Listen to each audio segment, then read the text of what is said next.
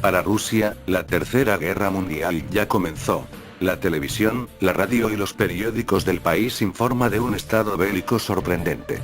Ocurre tras la ruptura de las negociaciones entre Washington y Moscú sobre la guerra siria.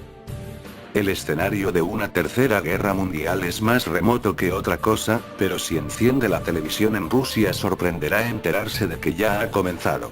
En la primera cadena pública, el presentador del programa estrella del domingo por la noche anunció que las baterías antiaéreas rusas en Siria van a derribar a los aviones estadounidenses.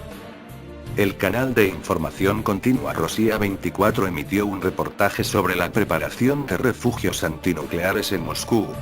En San Petersburgo, el canal digital Fontanka afirma saber que el gobernador quiere racionar el pan por una futura guerra, pese a que las autoridades aseguran que lo único que intentan es estabilizar el precio de la harina.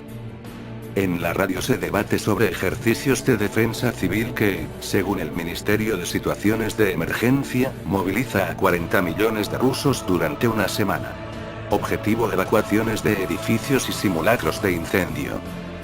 Si uno ve la televisión en Moscú es muy probable que se tope con uno de los inmensos grafitis patrióticos de los artistas pro-Putin de la organización SED que empapelan los edificios. En uno se ve por ejemplo a un oso, símbolo de Rusia, distribuir chalecos antibalas a palomas de la paz. ¿A qué se debe este fiebre, este enardecimiento por la inminencia de una tercera guerra mundial?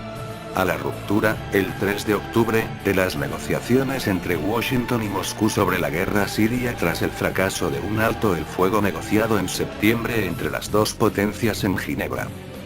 Una ruptura con consecuencias.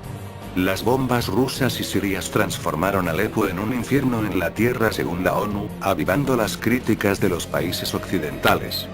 Sobre el terreno, el ejército ruso desplegó en su base naval del puerto sirio de Tartus baterías antiaéreas S-300, capaces de destruir cazabombarderos. Una demostración de fuerza que no va dirigida a los yihadistas ni a los rebeldes sirios, sino a la marina y a los aviones estadounidenses. En Moscú, donde los periodistas rusos y occidentales se levantan y acuestan con los comunicados del Ministerio de Defensa ruso, los medios de comunicación plasman y amplifican el clima de confrontación. Mirad también bombardeos en Alepo. Rusia ofrece a los rebeldes una retirada segura. El portavoz del ejército ruso, general Igor Konachenkov, lanza advertencias a la Casa Blanca, al Pentágono y al Departamento de Estado. Recuerdo a los estrategas estadounidenses que los misiles antiaéreos S-300 y S-400 que garantizan la cobertura aérea de las bases rusas de Meimim y de Tartus tienen un radio de acción que podría sorprender a cualquier aeronave no identificada, dijo el 6 de octubre en una amenaza apenas velada a Estados Unidos. Mirad también el Papa Francisco implora un cese el fuego inmediato en Siria. En la cadena pública Rosia 1, el presentador Dmitry Kisilev, asimismo jefe de la agencia de prensa RIA Novosti, resume el planteamiento del general Igor Konashenkov: para la gente sencilla como usted y yo derribaremos los aviones estadounidenses. Luego revela el plan B de Estados Unidos en Siria. El plan B es, a grandes rasgos, que Estados Unidos recurra directamente a la fuerza contra las fuerzas sirias del presidente Bashar al-Assad y contra la aviación rusa, dice. ¿Hay que temer provocaciones? Así fue como Estados Unidos entró en guerra en Vietnam, concluye Kisilev. Y advierte a los occidentales de que los misiles desplegados en Kaliningrado, el enclave ruso cercano a Polonia, podrían llevar ojivas nucleares. La Rusia actual está más que preparada, sobre todo psicológicamente, a la nueva espiral de confrontación con el oeste, resume Georgi Bot en una tribuna en el medio digital de información Gaceta.ru. El politólogo valora dos escenarios posibles, habida cuenta de las dificultades económicas de Rusia.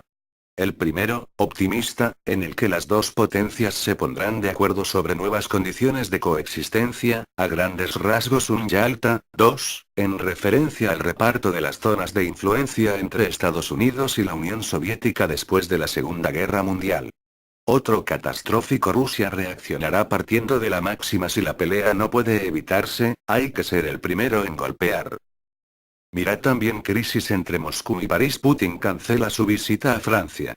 En una entrevista en RIA Novosti, el último presidente soviético Mikhail Gorbachev y promotor hace 30 años en Reykjavik con su homólogo estadounidense Ronald Reagan del principio del fin de la Guerra Fría, advertía recientemente: el mundo coquetea peligrosamente con la zona roja.